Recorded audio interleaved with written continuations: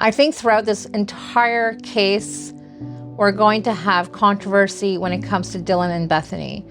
Half of us are going to think that Dylan and Bethany are suspicious, they're up to no good. The other half think that they were scared and they're totally innocent in all of this. But then we get the texts. And as much, and I do try to give them the benefit of the doubt. Have I always thought that Dylan was suspicious? Yes, and I've said this many times, but do I think she's involved? No. But are these texts making me question things? Yes. But then, is there a 911 call that we just heard that you can tell that she's pretty frantic? However, she does try to say her story. She kind of presses it a little bit. Like, you know, she's like, can I just tell you what happened pretty much? Like, she wants to get her story out.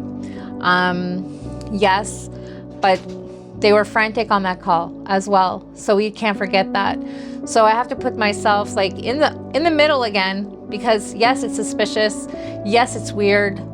And these texts, like taking pictures, going on Indeed, just texting the roommates and not actually going up. If you felt comfortable enough to be calling, texting, going on Instagram for over an hour, almost 2 hours, from 8:05 a.m. to 10 a.m.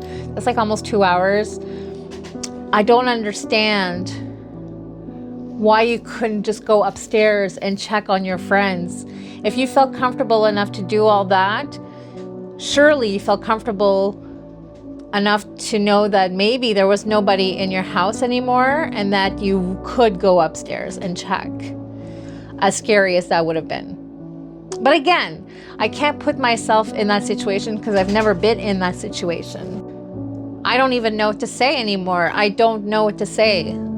These texts, of course we don't know what exactly was texted to all these people, what was happening on Snapchat, what texts were sent on Snapchat, what happened on Instagram. We don't know any of that.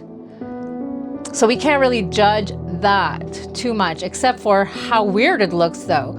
You're gonna do all that and not call 911, right? But at the same time, see, they might not have known anything was going on, but they just saw like a guy in a ski mask, or she, Dylan, saw a man in a ski mask at like 4 a.m.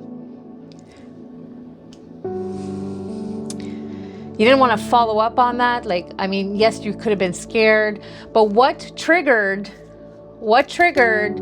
them to actually call in the morning?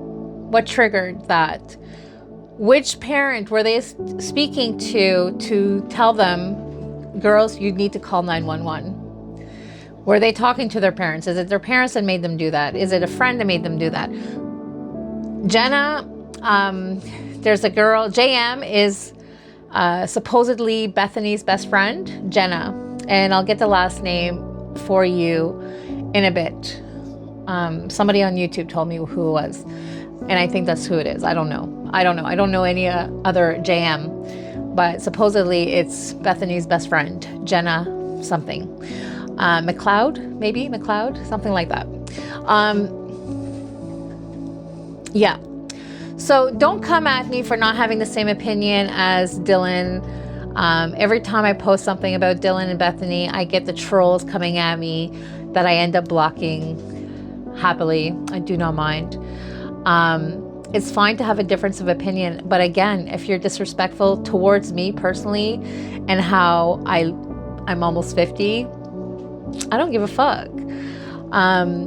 I have my opinions. You have yours. Don't come on my page and disrespect me, because you will get blocked and I don't give a fuck.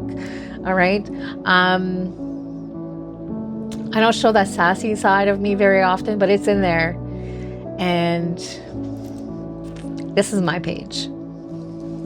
But I really want to preface this because I don't know that everybody knows this, but whatever you comment on my page, you're welcome to do that.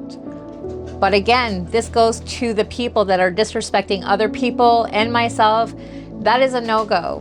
But if you have your opinion then you're safe to do that here, even if it's on both sides. I just ask that nobody disrespects anybody personally, all right? Or their opinion. Everybody's opinion is valid.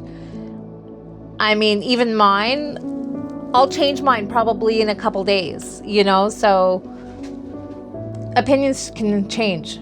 Just know that.